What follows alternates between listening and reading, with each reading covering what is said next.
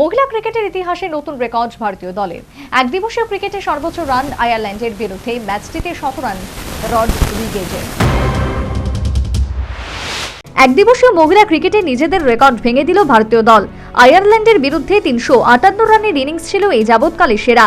রবিবার রাজকোটে সেই আয়ারল্যান্ডের বিরুদ্ধে নতুন রানের রেকর্ড করল ভারতীয় দল।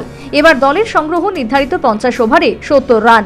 ৩ ম্যাচের সিরিজে ভারতীয় দল দ্বিতীয় ম্যাচটিতে জিতল ১৮৭ রানের ব্যবধানে, যার কারণে ২-০তে সিরিজে জয়ী হল দল।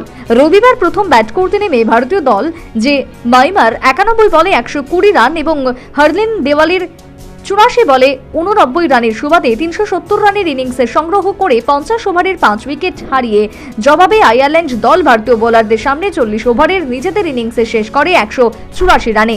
ম্যাচটিতে ১৮৭ রানে জয়লাভ করে ম্যান ইন ব্লু দল। সিরিজ কবজা করে ২-০-তে। ভারতীয় বোলারদের বোলিং পারফরমেন্স ছিল অসাধারণ। Bureau report, news vanguard.